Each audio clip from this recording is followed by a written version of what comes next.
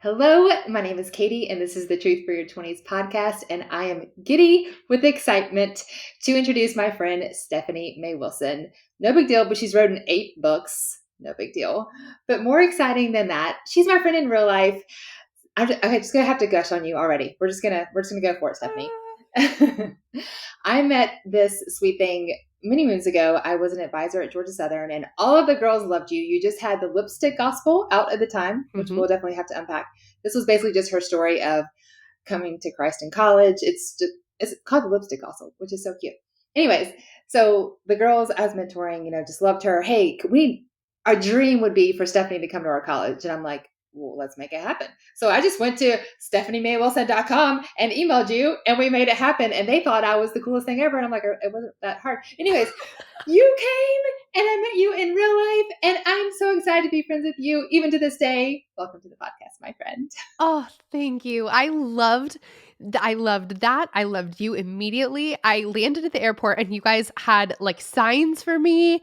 And then when I was leaving, there was a hurricane coming. And so there was a minute where like I was maybe staying at your house for several days, which would have been like the least weird thing ever. Like it would have been like we had just met and I was like, I forgot about that.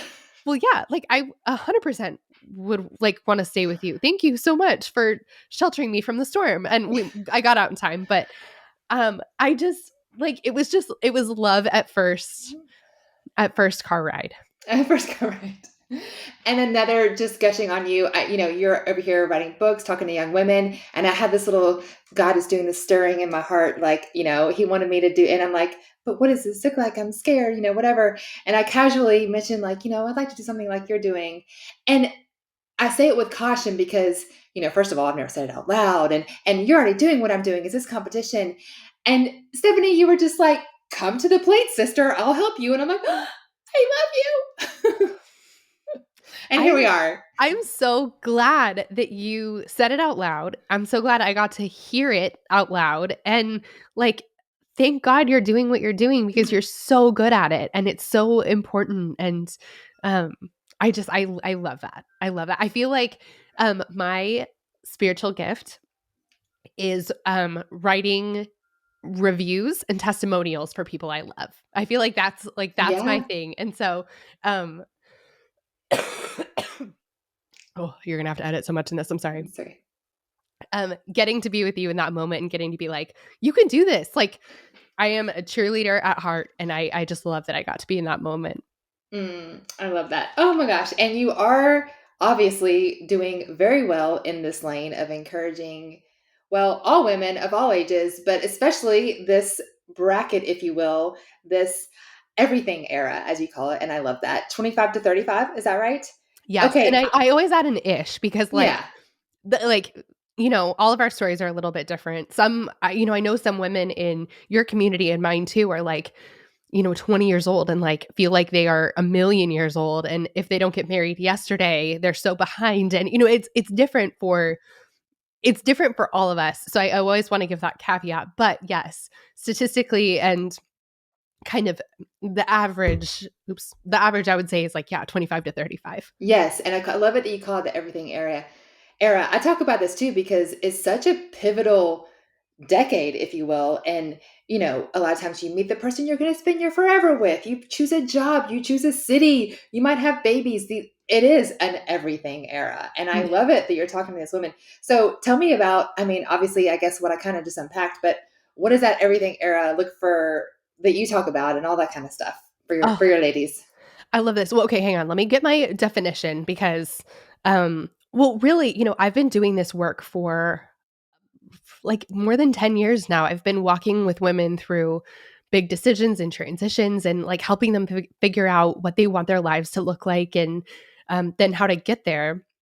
But I've never really like there were some holes in my understanding. Like I thought that this was just like a me thing. Like, oh, this is hard for me, or this is what you're going through. I didn't realize that there is this whole umbrella over all of it that goes back hundreds of years and thousands of years really of pressure on women of what our lives are supposed to be looking like and by when. Like I didn't realize that what we're talking about is scientific and historical and biological and neurological and like there's psychological, all lots of logical, Yeah, all all the logicals. logicals.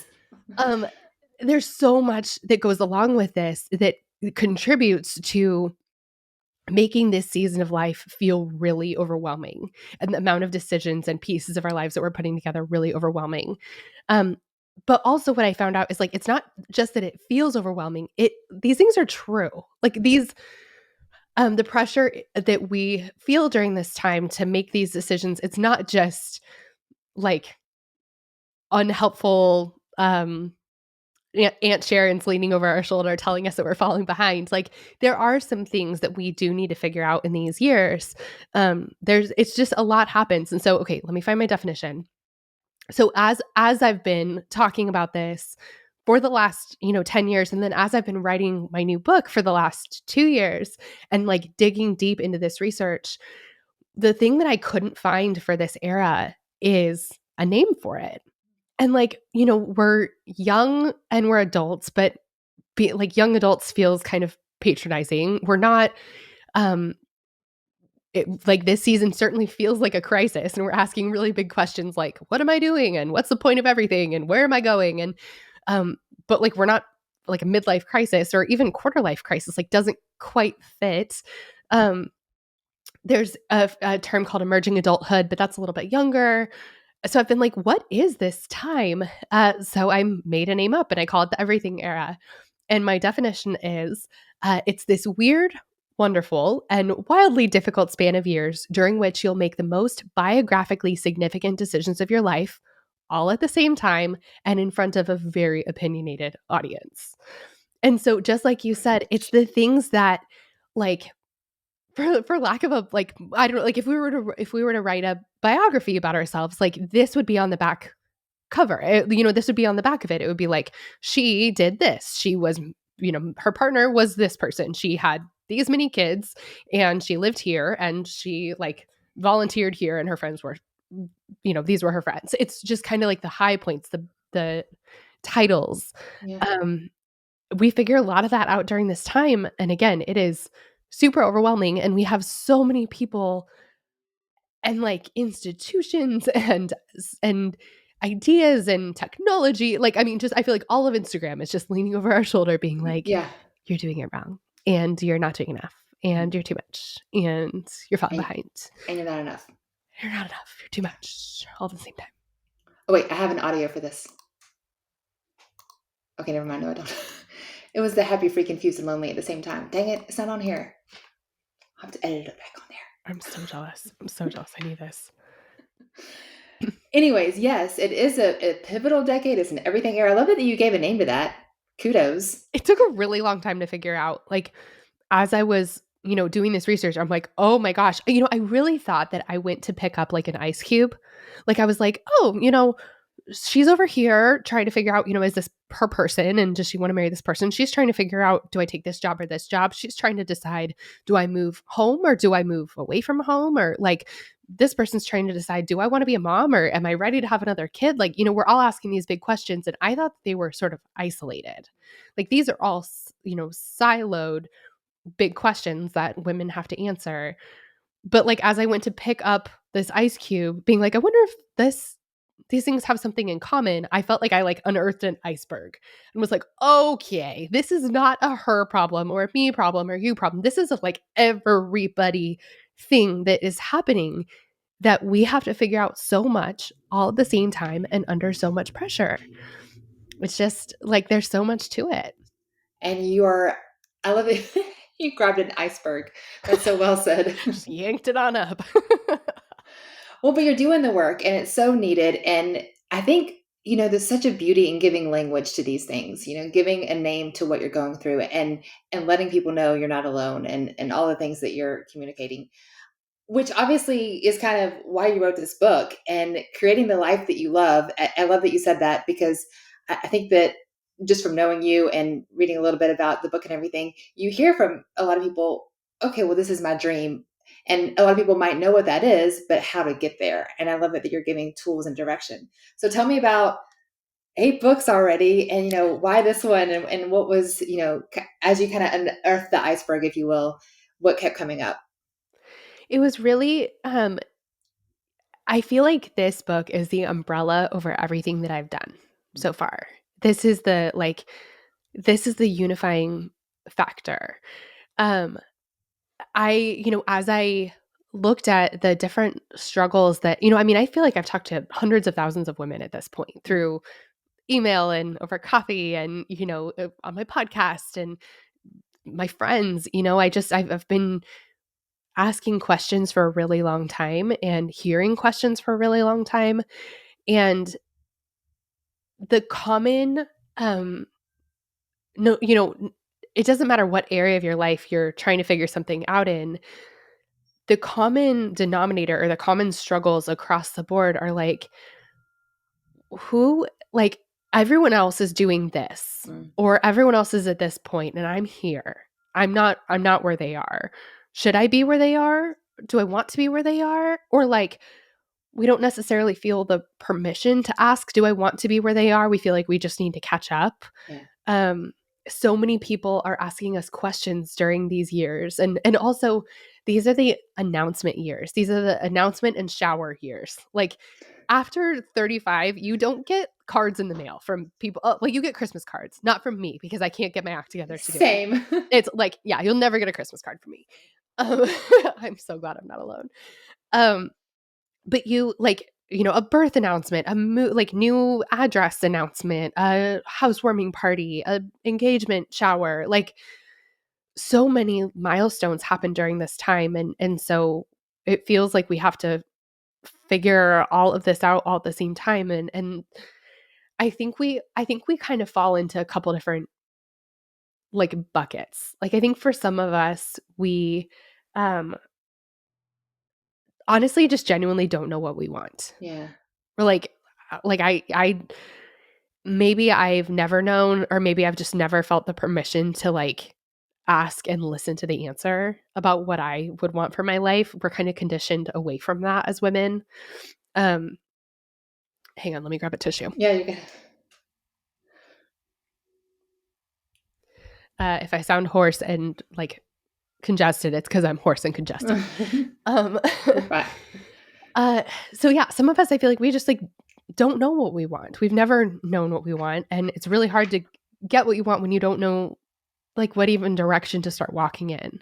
Yeah. I feel like some of us are facing a really big decision right now. We're looking at, do I do A or do I do B? And we're drowning under the pros and cons list that we've made, and we're no closer to having an answer. And it feels like our whole life is in the balance, and we're trying to figure out what to do. For some of us, I feel like we uh, know what other people want us to do, and we know that that's not what we want to do, and the, like, dissonance there is so deafening. Like, it is so hard to be in that place of knowing, like, I don't want the thing I think I'm supposed to want. um it feels like you're either listening to your own voice and therefore risking belonging, or going with belonging but risking your voice. And then, this is where a lot of my friends are right now, is they have a couple different things that they know they want to do with their lives, but they're trying to figure out how they fit them together. And it's Mm, kind of this like game of Tetris with your body and your most important relationships and your finances and your time and, like, all these things. How do they fit together? I know that so many of us have been like, okay, well, if I get married by this time, then I have this many years to get my career together before I need to start trying to have kids. And, like, we're just sort of working backwards. And no matter how old you are, or no matter how many things you're trying to fit in there, it's like there's not enough time. Um, and again, we're doing this all. People have had opinions about what women should be doing with their lives for preach. ever. Um, it is only really pretty recent historically that we have the ability to ask what we want to do with our lives with actually any real options. Yeah. Like, it's like this in a some people were kind of early adopters or, like, trailblazers. My mom is actually one of them, but for some of us, we're like the first generation to actually feel any sort of permission or have any real options available to us for different lives that we could live. Um, my mom got her doctorate in psychology. I think she got it in the 80s, but she was like one of the first I think she was like one of the only women in her program. And like, it's like pretty remarkable that she went for such a high degree at the time that she did. She's Yeah. almost 70. And like, that is a uh, remarkable trailblazing on her part. Yeah. Get it, Um, mama. and so, yeah, the more I looked at the questions that I've seen women ask and the questions I've been asking and the pressure that we all feel to answer them in different ways, the more I was like, I need to do something about this. Mhm. And in my own life, I feel like I'm through my everything era, but I still have mud on my shoes from walking the path. Like I'm 35. I sort of just kind of figured out those big ticket things, or I've answered those big ticket questions at least once, like maybe the first round. Yeah. And so I have such a fresh empathy for what it feels like to answer all these questions. Like I just remember them. It literally was yesterday. Yeah.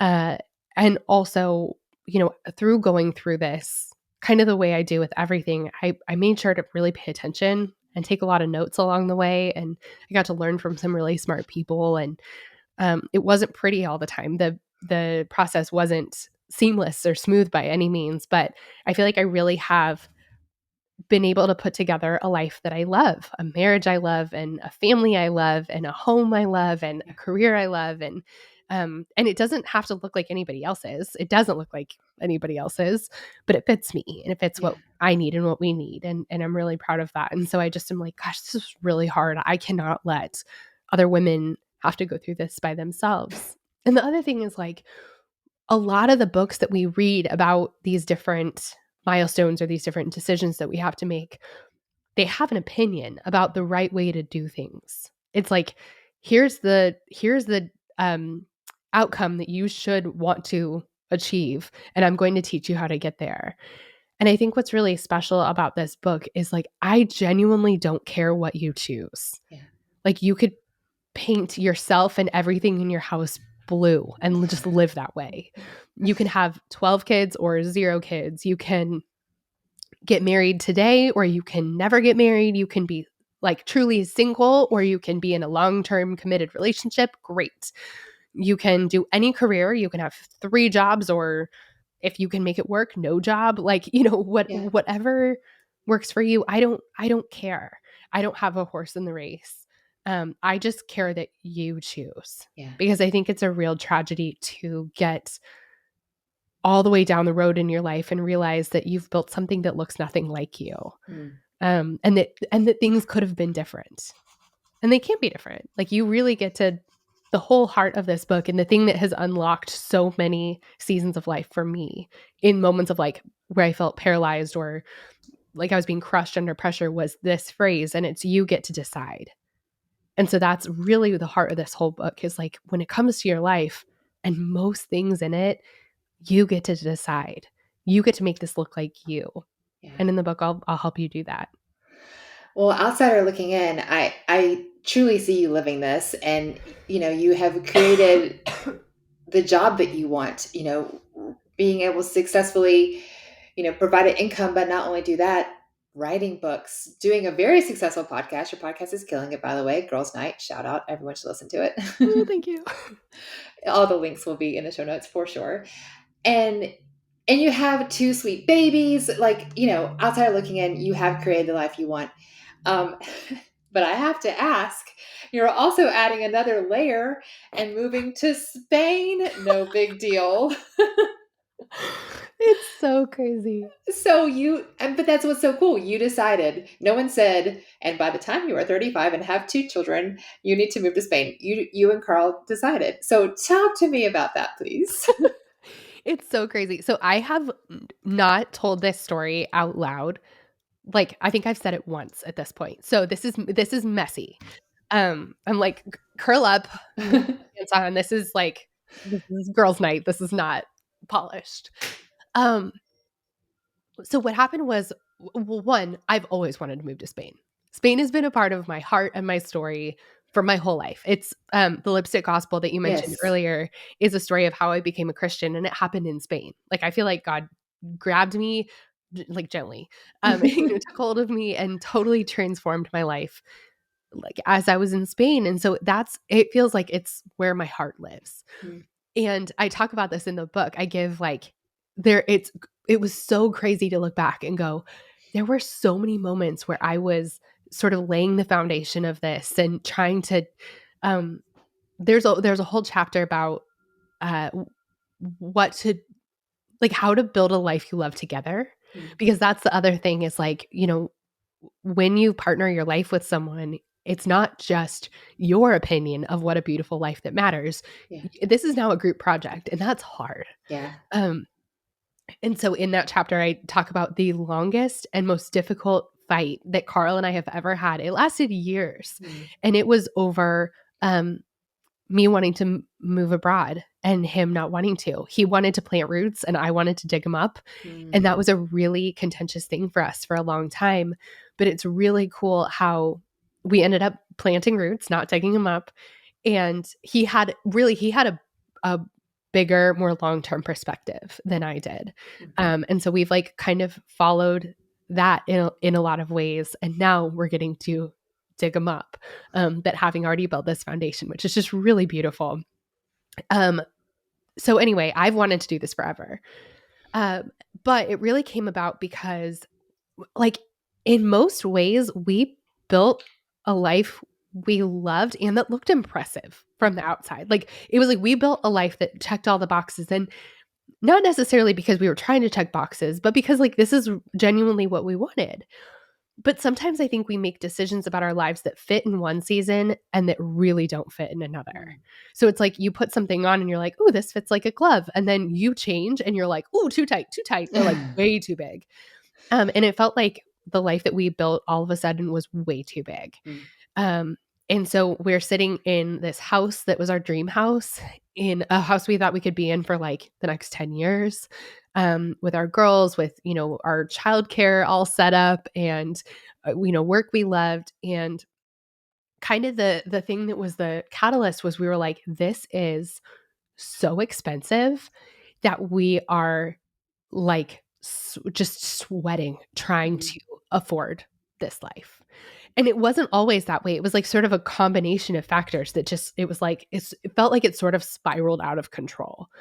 yeah. Or like I don't know, like I said, it fit in one season. We made all these decisions really intentionally, but then all of a sudden we're like, this is just too big and too much. And it's costing us so much to maintain it, like physically and emotionally and mentally and spiritually and financially. It's just costing so much for us to keep this going. What if it's not worth it? And so we started to ask some big questions. In the book, I talk about the difference between fixed elements and variables as we're trying to make big decisions in our lives. Like identifying this is something in my life that I want to structure everything else around, versus like this is a throw pillow. Like I can swap Yeah. this out and it's not that big of a deal. And we thought that our house and our jobs and obviously our family were all fixed elements. But then we realized, like, actually, one of those things needs to change. Like, if they can't all live in the same, like, there's just not room for everything. And so we're like, do we give up our work or do we give up our house? And really, we didn't even ask about the house. We were like, we just might need to go get different jobs. Like, being a homeowner, childcare, like, and even like one of us quitting our jobs, like, the math didn't work out. I mean, we were doing all the calculations. So we're like, okay, one of us needs to quit our job, or maybe both of us. And we're staring down the barrel of that going, we don't want that. Yeah. Like, we love the work we get to do. And so that's when we turned to the other fixed element that we thought was fixed. It turns out it wasn't, and that was our house. We're like, well, what if we get rid of our dream house? Like, we just got it. But what if we do something different? And so we started playing with that idea, and we decided pretty quickly to rent out our house. So we kept it and we rented it out. And we actually found out that we could like charge more for renting it out if we left all our stuff in it. And so we packed up like the bare essentials. Like my mattress is on the floor, like my bed frame is still there. Our house looks exactly like it did the way we like set it up for ourselves, but we don't live there anymore. Wow. And so we're renting it out. We're renting a house right now temporarily. And then, with that fixed element lifted, being like, well, we don't have to live in this house. We're like, well, maybe we don't have to live in this country. Like, do we have to? Like, okay, what if, what other what ifs, like, can we entertain if we're just starting to walk down this road? And so I think, finally I said, what if we move to Spain? And all of a sudden we realized, oh my gosh, like that is actually not only an option, but a solution in a lot of ways to some of the big like frustrations or, problems that we were trying to work out. And so we have a one-way ticket for each of us. We leave on July 5th, which is our 10-year anniversary, which feels very poetic and very fun.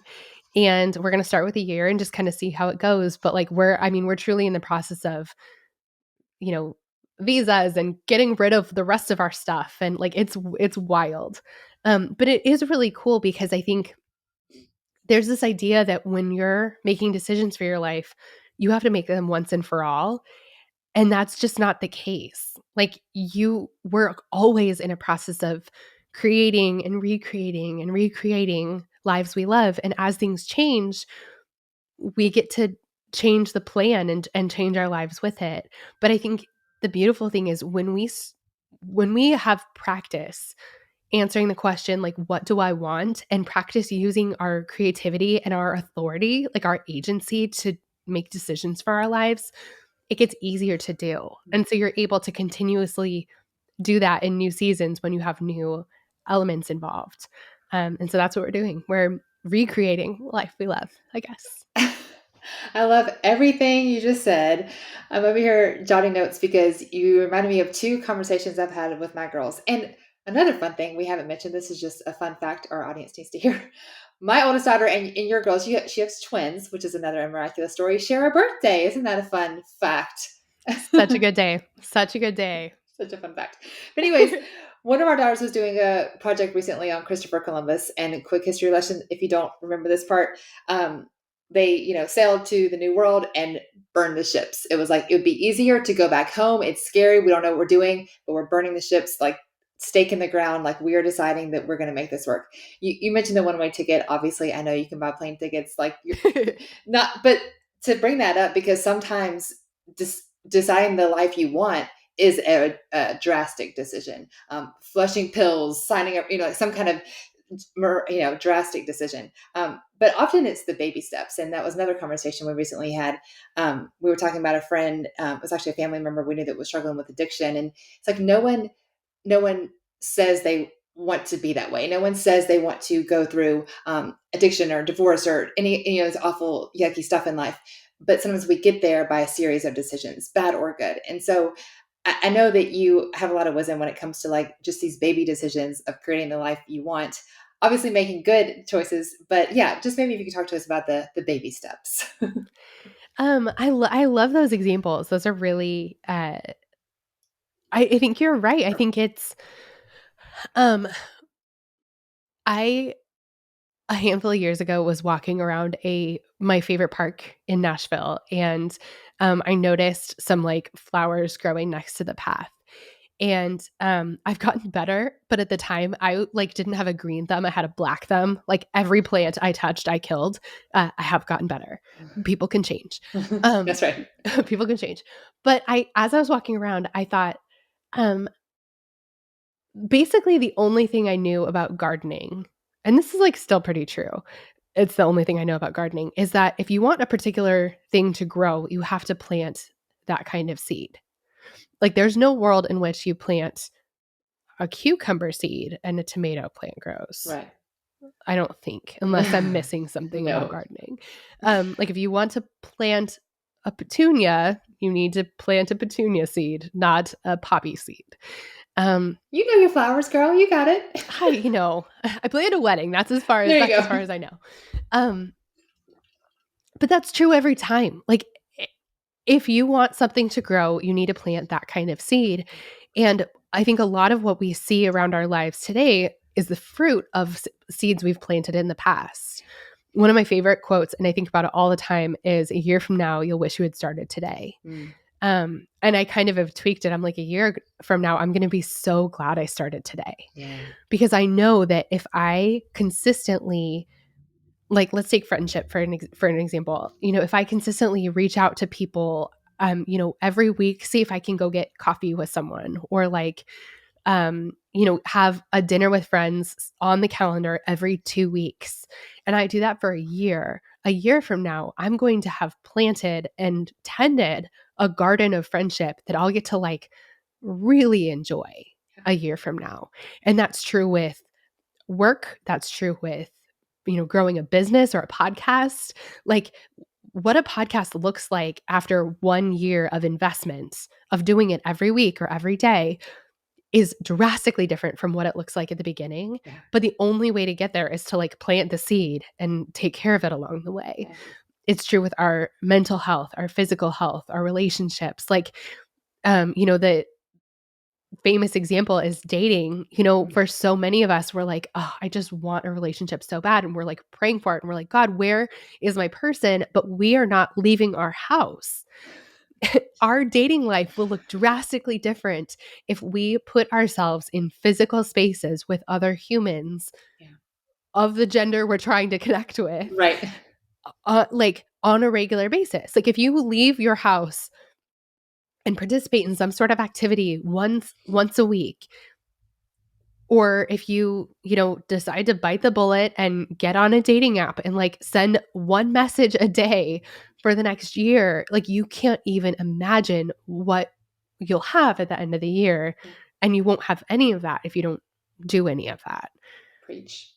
So Yeah. I think, yeah, and one of the things that I've been thinking about is like momentum and investments and like compounding interest. When there are areas of our lives where you can start or restart at any time and you really won't have missed anything. There are other areas of our lives that are kind of like a fine wine, like they get better with age. They're investments, they grow and grow a lot bigger when we started early. And I don't mean early like in life necessarily, but just early as in today, not tomorrow. Yeah. No, I love it. I love it so much. You just have so much wisdom for this age group, and the big sister, the friend, and all of those things on the internet, and then just in real life, obviously. I wonder if maybe just you can kind of leave us with a nugget of the girl listening. Okay, like this is speaking to me. I do want to create the life, and maybe I think oftentimes, and I'm curious your thoughts on this. We do know, or at least have an inkling, but we're scared to say it out loud, or we're not sure where that goes. Like, when we first met, I'm like, I want to speak to sorority women, but what does that look like? And I'm scared, and yada yada. I think more often than not, we kind of know, but we sure as heck don't know what the first step is. What kind of wisdom can you share our listeners with that? I think that, like, I can really relate to that. Yeah. Um, I have like monster sized dreams for this book. I believe in it so wholeheartedly. I'm like, this is the best thing I've written. This is the best thing that's come out of my brain. And I'm also like, this is the message that I want to be singing over women for. I mean, this might be the only thing I talk about for the rest of my life. And I would be so happy with that. Um, and so I have really, really big dreams for this book to get out to all the women who need it. But also that's like really scary to say, because what if it doesn't go well? And then I feel like that's adding insult to injury. It's like, okay, well, if it doesn't go well, like at least I can maybe pretend like I don't care. It seems more embarrassing to be like, well, I care that it didn't go well. But I don't know. Like, Katie, if I think about you, if you were to say, Steph, I have a book coming out. I really, really want it to go well. I don't, that makes me want to be on your team. That's what I was thinking about you. I just wrote down, how can I be on your book launch? Like, I want to be on your team. I want to help. Oh. Um, and if for some reason it like didn't go well, then I get to be there for you to like grieve and Yeah. also remind you that this is not when something doesn't go well right off the bat, it doesn't mean that you're not meant to do this. Right. It just means you need to like try again. Yeah. Um and so yeah, I would be able to be there to like cheer you on and help and pick you back up and I just it feels like there's something to be gained by keeping your dreams quiet, but Mm. there's not. Yeah. There's just only things to lose by keeping it quiet. And so I think honestly, I think the first step is to tell someone about it. Tell someone about it and that person can hold you accountable or they can just be a witness. That person can help you. Like you don't know who knows who. Yeah. Like everyone knows someone. So you can say like, "Oh my gosh, I have a friend who's done that. Let me connect to you." You just never know what that can turn into. And so I think that's the first step is saying it out loud and practice it with me that there is no shame in having big dreams. It doesn't make them less likely to come true. If you say them out loud, it actually makes them more likely to Yeah. come true Yeah. because you have people helping you. I'm just, you're so case in point of what you just said. Like, I have big dreams for this book. And I immediately thought, oh my gosh, how can I help her? I want to put all over social media. Like, I want to, and so that's so true. And yeah, we're friends, but like, I think that anyone would have said that. And so I just want to reiterate that point. That's so, so true. You sharing your big, audacious, scary, crazy dream with your friends. If they're your friends, they're going to be like, we ride at midnight. This is going to, let's do it. Yes. Yes. Yes. Exactly that. Like the things that we can accomplish. It's funny. So my friend Hannah is finishing up seminary. She also has 3 kids and a job and a house in Oh, like Hannah Ireland. Seymour. Yes. Yes. She how everyone go follow her. Go follow her. Um put that in the show notes. Everyone Okay, go we follow will. her. I'll do it. Hannah. She's amazing. She's an incredible Bible teacher. She is. Incredible. Hannah had a project to do for seminary. She had to like have people fill out a survey. And her teacher was like, as many people as you can get to fill this out, the better the survey will be. Like that's just statistics. For those of you watching on YouTube, it looks like I just bawled my eyes out. I just had a coughing fit. I'm telling you, toddlers, guys, they're so Are you germy. allergic to awesomeness? Yes, clearly I am. Okay, let me see if I can get through this Because without that coughing. conversation was so awesome. Let me see if I can get through this without coughing a lung up. So Hannah's teacher was like, "Hey, listen, as many responses as you can get, the better." And Hannah's like, "Well, I think I want to get like 100." And her professor was like, "I don't know, that's kind of a lot. I don't know if you'll be able to get that. That seems like a pretty big goal." And Hannah's like, I sat there and was like, "I'm going to get 200." Watch me. So she puts it up on social media and like kind of shares the backstory. She's like, my professor thinks I can't get 100, so naturally I want 200. She got 2,000.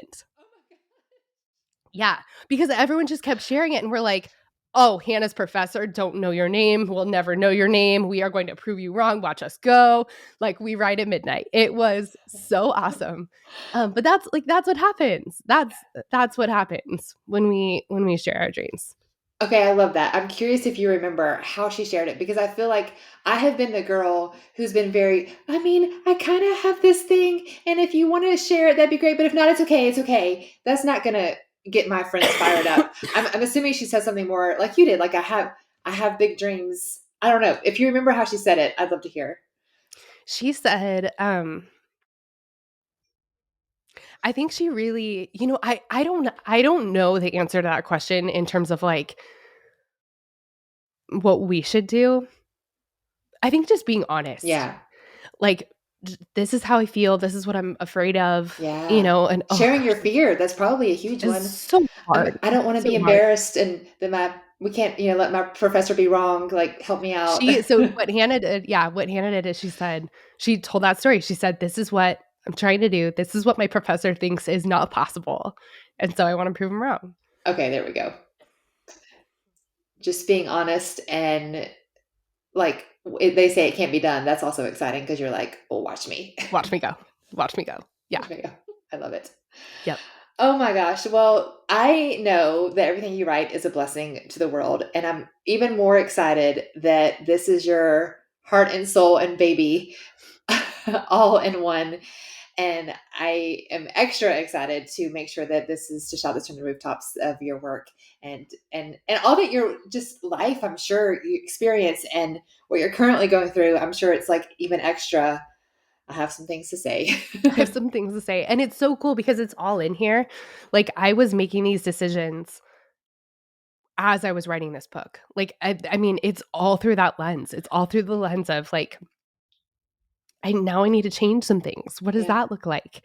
I got to live this all over in real time and um have my laptop propped on moving boxes as I'm typing it. And I just there's this season is so much. It requires so much of us. And it is important. Like we're deciding the trajectory of our lives in so many ways, but we don't have to do it alone. And um I just am so honored to get to walk with you, like not as your um like I don't have a horse in the race. Yeah. I just want you to decide for you. Yeah. Preach. Well, drop that mic, my friend Stephanie.